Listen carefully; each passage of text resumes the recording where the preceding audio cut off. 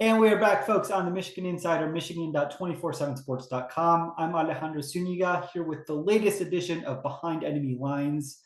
And it's going to be a great game this weekend. And for that, I have a great guest. Happy to have along with me Daniel Gallen, who covers Penn State football and all things Nittany Lions over at our 24/7 site. Daniel, how are you doing? I'm doing great. It's great to be here, Alejandro. Yeah, it's gonna be, and we're excited to have you up in Ann Arbor this weekend. This is one of those games that it's been circled on the calendar for weeks now, and as the days have been getting closer, it just feels like an even bigger game. It's top 10 Penn State, number 10 Penn State against number 5 Michigan. One of those games where you feel like not only is it going to have major implications for the Big Ten East race, certainly going to have big implications for the conference title, and then also potentially for the college football playoff. You know, there are only a few games of these every year, and this it's shaping up to be a fantastic game. So excited for it. Penn State comes into this game off a bye week. They're 5-0. They have a couple of really impressive wins, including opening the season with a win at Purdue, but also going down into SEC country and really dominating Auburn. Now, Auburn isn't one of those teams that this year is what you typically think of when you think Auburn football, but it's still going down to SEC country for a marquee non-conference game, one that Michigan, for its part, didn't really have this year, and winning 41-12. That's really impressive. So Dan, I want to toss it over to you. It's been 10 months or so since Michigan last saw Penn State. These are two programs that, it's been Ohio State's conference for the most part for the past decade, but Michigan and Penn State are two of those programs that are often right up there as top 15, top 10 programs, and both have dethroned Ohio State at various times over the past decade. And these are two programs that are big, prominent national brands, a lot of shared history, a lot of very memorable games since Penn State joined the Big Ten. But over these past 10 months, it's been quite newsworthy, both with a James Franklin extension, with a really solid start to the season. Kind of catch us up for those who haven't really followed the program that closely, what the Penn State football program's been like recently. It's definitely been kind of trying to build back from how last season ended. Penn State lost six of their final eight games last year after that 5-0 start. The Michigan game was one of those in November at Beaver Stadium. I think less than 2 weeks after that, James Franklin got his 10-year contract extension, which had been in the works for a while and finally got out there before Thanksgiving. And so a big thing this offseason was looking at what Penn State could do differently, how they could change things up a little bit, and how they could, just rebound from how these past 2 years went. Penn State was 11-11 through the 2020 season and the 2021 season, especially when you look at how last year ended after getting as high as number 4 in the country. So I think a big thing that Penn State was trying to do coming into this year was figure out how to duplicate some of that early season success that they had, and keep it going. A big theme is depth. That was really what cost Penn State last year. They didn't have a backup quarterback when Sean Clifford went down at Iowa. And then you look at other spots. PJ Mustipher, the big defensive tackle, went down against Iowa. They had a couple guys who got valuable experience, but from that time on, the run defense and kind of the defense as a whole was still solid, but it wasn't the same. They were really missing that big body up front. And at running back, they had guys banged up. They had trouble finding consistency. Last year, one of their projected starters on the offensive line got hurt, Salim Wormley. He's starting this year. He got hurt in the preseason.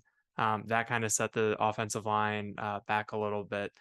So I think a big thing was trying to get a lot of young guys playing time, Penn State's already burned 6 red shirts this year after burning only 2 all of last year, and just really build that depth so that they can withstand whatever comes this year. And so far, they've done a good job of that. They've avoided the injury bug for the most part, and they've gotten young guys valuable experience. And I think that you look at the first 5 weeks of the season, obviously that game against Auburn was a big road win. Obviously, the win at Purdue was really big because you start 0-1 in the conference, especially when you're in the Big Ten East. That's a really, really, long uphill battle. But I think a lot of what Penn State has been doing is just really building towards this weekend and this month. Penn State had the bye week at Michigan versus Minnesota versus Ohio State in the next 3 weeks. This is a stretch that can make or break a season, especially for a program that has Big Ten aspirations, that has national aspirations. So this is kind of these past 10 months, this is kind of what it's been building towards. This is kind of make or break for Penn State. This is where we find out who they really are, who Sean Clifford really is, what this Manny Diaz defense really is. And it starts this weekend in Ann Arbor. Yeah, I think that's true for both programs, really. I mean, I'm looking at Penn State and looking at Michigan, and it's like, especially for Michigan, which didn't really face anyone of any decent caliber in the non-conference season. I think we get the sense that both Penn State and Michigan are pretty good, if not really good football teams. But this is the stretch when you get into the meat of the Big Ten schedule, when you're getting into that gauntlet of, well, for Penn State, especially right now, it's Michigan, like you mentioned, and then it's Minnesota, and then it's Ohio State. Like those are 3 very good programs, especially Michigan and Ohio State, where this stretch is going to define what that season looks like. And similar for Michigan, it's if you want to defend your Big Ten title, you have to you sort of have to beat Penn State. It's what happened last year. It was, if Michigan doesn't beat Penn State last year, it doesn't have a chance to beat Ohio State and move on to the Big Ten championship game.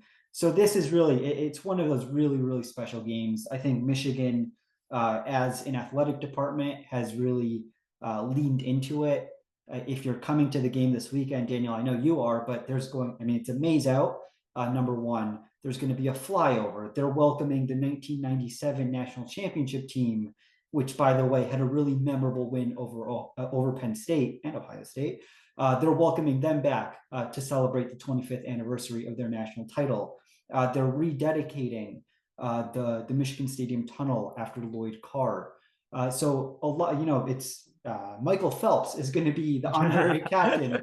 It goes on and on. I think it's a 9-time Grammy Award winner is going to be joining the halftime show. Like, this is one of the marquee big games of the college football season, certainly of Michigan's home season, and Michigan is really leaning into it.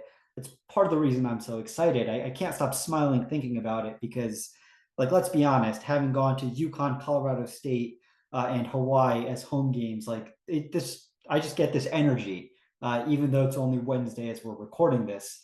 But looking at what Penn State's going to bring to the Big House, there's a lot of new names and a lot of familiar ones. I think one of the more familiar ones across the whole Big Ten is Sean Clifford.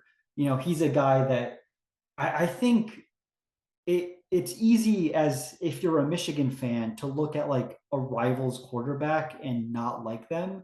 I think no matter who you are, if you're a fan, if you're a member of the media, if you're a player, you have to look at Sean Clifford and have a bit of respect for the fact that he took, and he continues to take, so many hits and somehow just comes back and plays even better. We saw that against Auburn. He took a huge hit and then came back and led, an offense to a 41-point outing. Similar sort of thing where he missed a series, I think it was against Purdue, came back and helped lead a game-winning touchdown drive.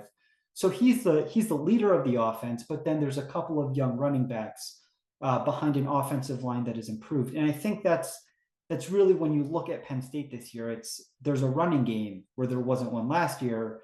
There's an offensive line that maybe not fantastic, but is better than what there was last year. Kind of break down the Penn State offense, starting with Sean Clifford, who's been solid. but that now there's other weapons kind of in the ground game that take some of the weight off of his shoulders. Definitely. I think that a lot of Penn State's fate, like, almost every other college football team in America, hinges on how the quarterback plays, and that's big for Sean Clifford. I think through the early part of the season, we saw him play some really clean games. That Auburn game, I think he was 14 of 19 for 178 yards. One of his better outings. There were no kind of oh no moments in the press box. And even in the Purdue game, he had that pick six, which, was not a good play at all, but he bounced back and was able to lead that game winning touchdown drive late. The Northwestern game and the Central Michigan game, these past 2 weeks, we've seen a couple more of those, bad decisions.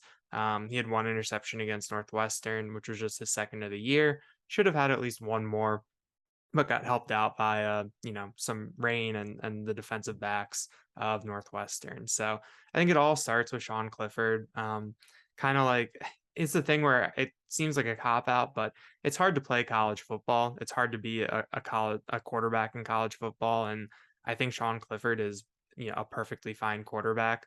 Um, I think that you kind of know what the ceiling is, and a big question for this year was whether he was going to raise the ceiling, and this is one of the games where we find out. At the same time, he doesn't have to do as much as he had to do past couple of years.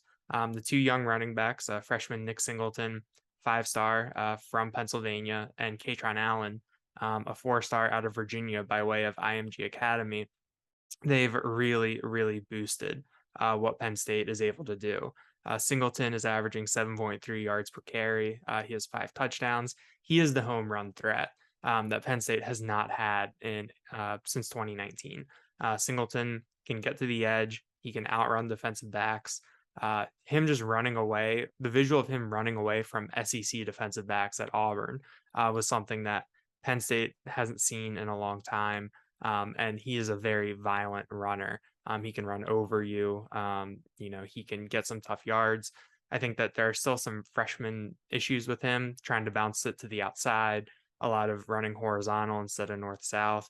But it's that type of thing where, all right, like I'll take three runs a game that get stopped for a loss because you know that there's a chance you can get a 40, 50, 60, 70 yarder out of him at any time. Katron Allen, didn't come in with the same accolades necessarily, but Penn State's coaching staff raved about him from the jump since he got here in January. A lot of that has to do with the fact that he was at IMG, so he was kind of familiar with the college setup already. But watching him play it's a lot of fun. He's such a patient runner. He's so smooth. He can just kind of feel out the holes. It took until the 5th game of the season before he had a run that was stopped for a loss, which is really big for a freshman. He's also interesting from the perspective of his nickname is Fat Man. And he came in, he was listed at 225 pounds. Penn State updated its roster 2 or 3 weeks ago. He was down to 201 pounds. So he is a little bit of a different back than I think we were expecting to see. But that vision, that patience, that lateral quickness really helps him get good yards inside, even if he isn't necessarily the type of bruiser that we thought he was. In front of them, I think a lasting memory of the Penn State offensive line from 2021 is definitely the Michigan game, with Sean Clifford taking such a beating. Aiden Hutchinson, David Ajabo, they lived in that backfield. Rasheed Walker was the left tackle last year. He's in the NFL. Olu Fashanu is a redshirt sophomore who has stepped in for him, and he is really, I think he's risen above the level that Rasheed Walker was playing at last year. Fashanu has looked really, really good. He's big, he's quick. It's kind of the thing where with offensive linemen, where when you're not thinking about them, that means they're probably doing a pretty good job. And Fashanu is someone who hasn't really been on the wrong side of a lot of highlights this year. On the right side, Caden Wallace is back again. And he was someone who had some really, really rough reps against Michigan last year. And there's some questions about him coming into the year. He got beat badly in the 4th quarter against Purdue, was removed from the game for Bryce Effner after that. But Wallace has really stabilized himself and has really kind of risen back up. They still rotate Effner in at right tackle, but I think that just as a whole, the Penn State offensive line is just much better than we saw a year ago, and that helps the running game, that helps the pass game, helps the offense as a whole. Big Ten cliche that starts in the trenches, but Penn State has really been able to elevate that so far. So I think those are kind of the key beats of this offense. You look at the offensive line. Also got to mention I mentioned Salim Wormley earlier. He's played really well at right guard, and Juice Scruggs at center, a fifth-year senior. He has the most experience of anyone on that line other than Wallace, and he's really raised his level too. One thing that really stood out to me in watching James Franklin's press conference this week is he was talking about, facing a Michigan defensive line that has actually produced a lot of sacks despite, losing the David Ojabo, losing the Aiden Hutchinson that you mentioned. One thing he said is, a lot of teams Michigan has faced have put themselves or been put by the score, if they're trailing, they've been put into obvious passing situations that have really let Michigan tee off, bring their exotic blitzes, bring some pressure. So one thing that he seemed to emphasize for the Penn State offense this week is going to be that they really are going to lean on their running game as a way, not only to maybe get those big shots and hit those home runs with Singleton, but also as a way to protect the passing game and to keep Michigan's defense on its heels a little bit. Certainly, I think Penn State has the skills to do so, given the number of weapons on offense. Well, one thing you didn't touch on there is the passing offense too, right? Like Sean Clifford, as you mentioned, he's a perfectly capable quarterback. He's a guy who can extend plays. He can take some hits. He can find guys downfield. I think last year, Michigan fans probably still have some nightmares of Jahan Dotson, as does most of the Big Ten for that matter, as a guy where it just felt like, every time the ball went in his direction, he was going to pull out a catch in some capacity. It doesn't seem like the receivers are quite to that level this year. I know there were hopes that Parker Washington, who Michigan saw last year, that he would take a step up. I think he has 20 catches, 290 or so yards, but he doesn't have a touchdown yet this year. I know Brenton Strange as a tight end has been a reliable option. There's a transfer, Mitchell Tinsley. I think he came from Western Kentucky, I want to say. Mhm. But, there has been a lot of talk about the running game. I guess quickly, are there any other threats in the passing game I haven't mentioned? Someone you think is really stepping up? James Franklin talked about this a little bit on Tuesday in terms of needing to get explosive plays in the passing game, needing to get vertical, that vertical passing game. And he said even if it's a short pass that someone takes 60 yards, that's something Penn State needs. That's what Jahan Dotson did last year. And Penn State hasn't really had anyone really step up and be that consistent option. I mean, Parker Washington has led the wide receivers in catches and yards in each of the past 4 games, and it has not felt like that at all. I think there are a lot of high hopes that he could take that leap, take that next step forward. He's still a perfectly capable slot receiver. And I think that I've been kind of had him circled as a potential breakout player for maybe the past 3 or 4 weeks and hasn't quite come yet. But I think Mitchell Tinsley is someone that could really play a key role here. Transfer from Western Kentucky, put up bonkers numbers for the Hilltoppers last year. I think 87 catches, 1,400 yards, 14 touchdowns. Was second on the team in all of those statistics too, given what Western Kentucky was doing. But he's a veteran. He's reliable. He's got 3 touchdown catches. He's in the right place. I think that this is kind of the type of game that he can really, make a difference with the way that he plays. Keandre Lambert-Smith is the third starting wide receiver. He got banged up against Northwestern, was in a boot coming off the field. It's not season ending, but James Franklin said they're hopeful he's back this week. They're not sure yet. He's someone that has that talent. He's a game breaker.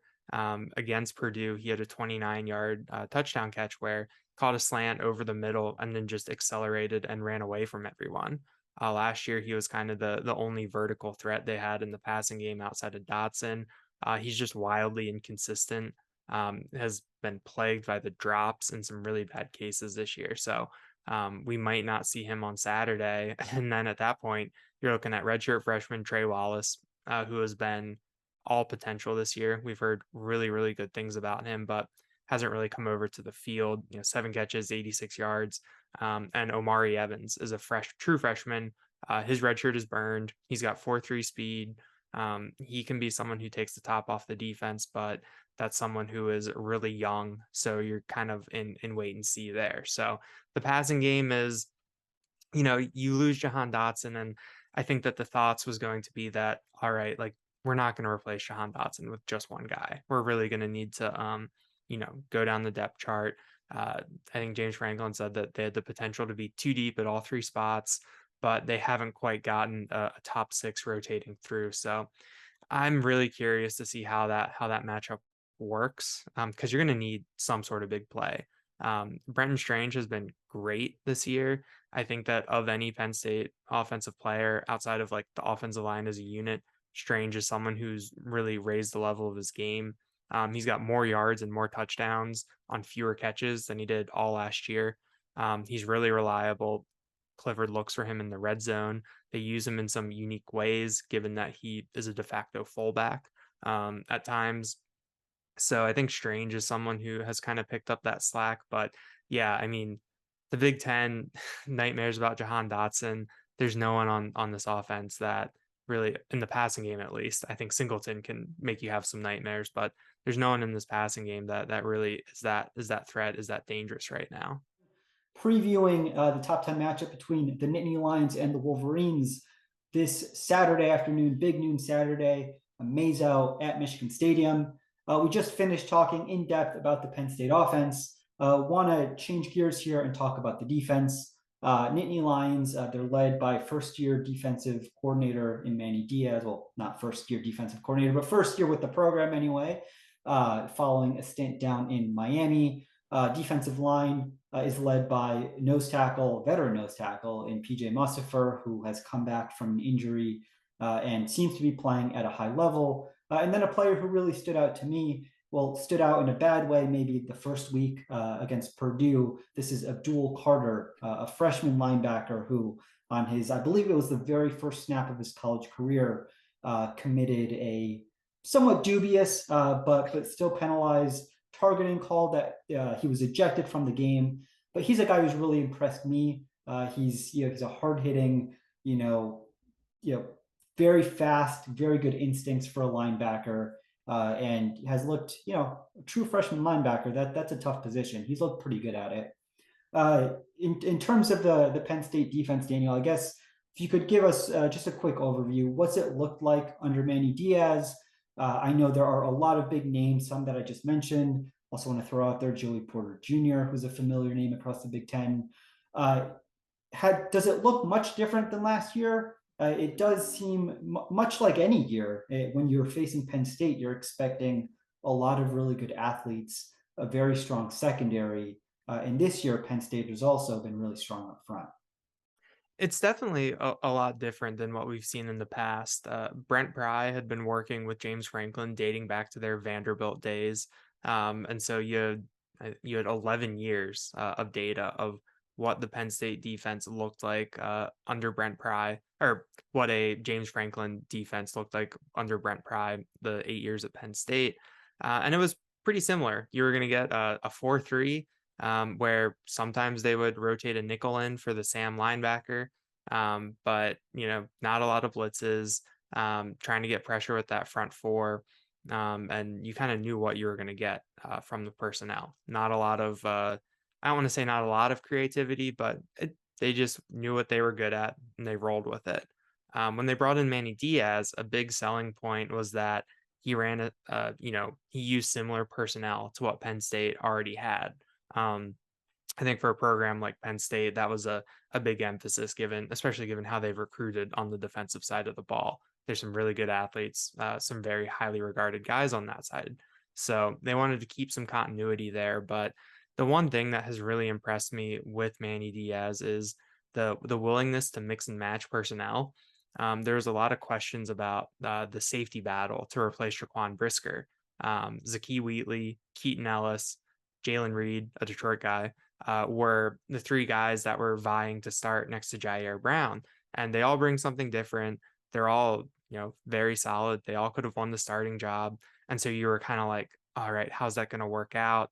What are you going to do with the guys who don't win the job? How, are you going to rotate? Whatever.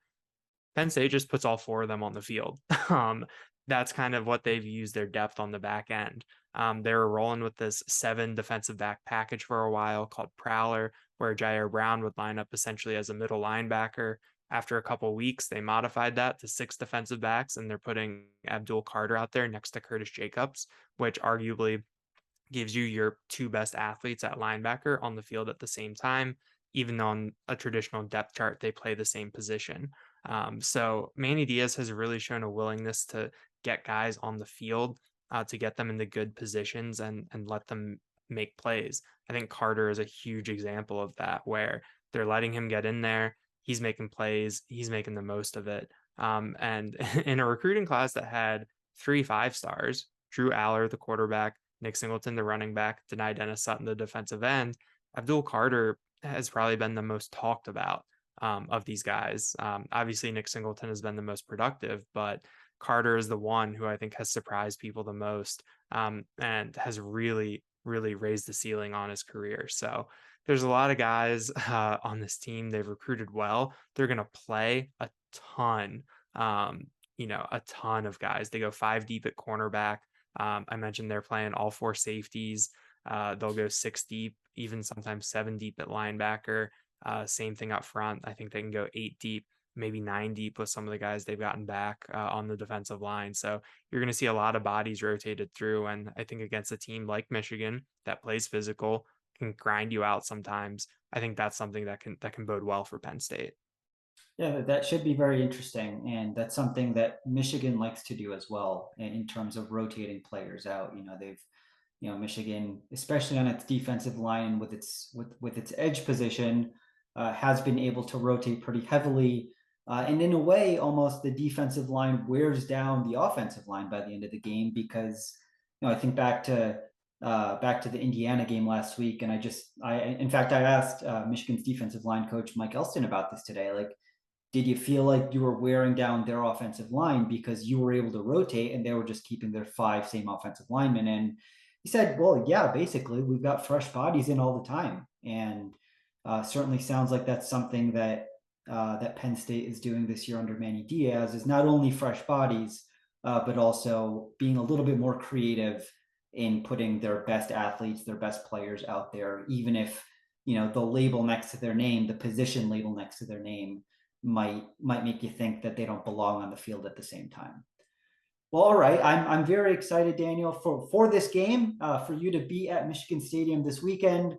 Like I said, this is one of those that you circle on the calendar weeks and months in advance, and certainly, at least at this point, seems like it's going to live up to its billing. I want to get your perspective. Lastly, as what do you think could be an X factor for this game, and what your prediction is in terms of, does Penn State, I believe it's a 7-point spread or thereabouts. Do they have what it takes to come in on the road and knock off a top 5 Michigan program? I think for the X factor, I'm going to go with the Penn State pass rush. Obviously, we know Michigan likes to establish the run on the ground. I think Blake Corum at this point is a running back who's established himself as someone who's going to get his.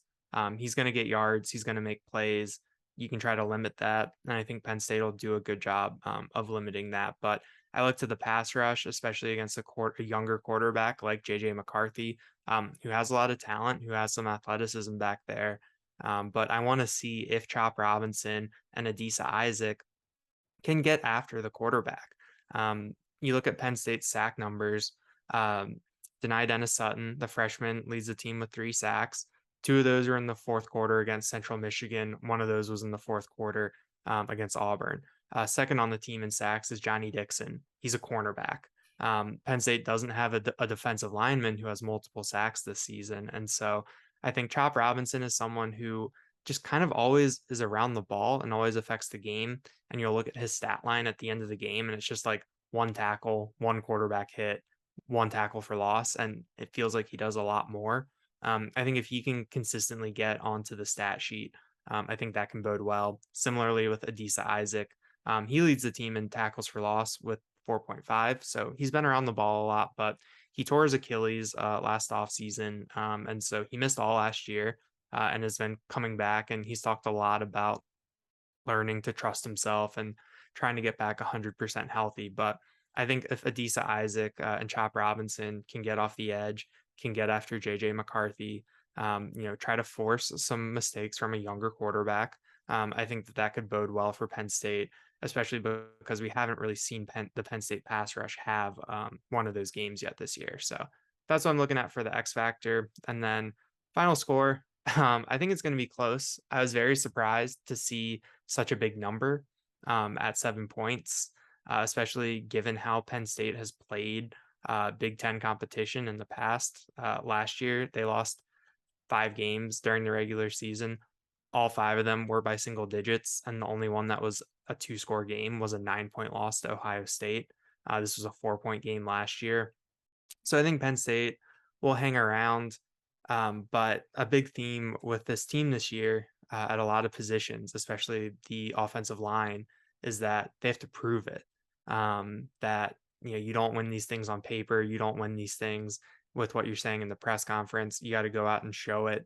And I just don't necessarily trust Penn State right now to be able to do it, to be able to go into an hostile environment against reigning Big Ten champions, even though a lot is different from last year's team. So I went Michigan 20, Penn State 17. I think it'll be close. I think it'll come down to special teams, where Penn State has been a little shaky this year in the kicking game.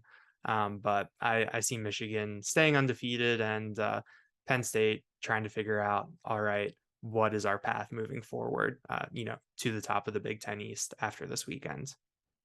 Well, Daniel, thank you so much for your time. Thank you so much for your insights. I think a lot of very good information here, and I agree with you. I think it's going to be a very close game. I think these are two very talented teams, both on paper and that have shown it throughout this season. I think with what they've done this year, Penn State going on the road at Auburn, going on the road at Purdue has 2 very impressive wins. They've shown that they can go into difficult environments and play well, and I'm pumped for Saturday, man. With that being said, for myself, Alejandro Zúñiga over at the Michigan Insider, Daniel Gallen, who covers all things Nittany Lions over at 24/7 Sports. Thank you so much for listening to this episode of Behind Enemy Lines. Much more preview coverage over at 24/7 Sports and on the Michigan Insider. More podcasts, film breakdowns, press conference recaps, everything you could possibly ask for, both throughout this week and during the game itself and post-game. For myself, for Daniel, thank you so much for listening. We'll catch you next time. Peace.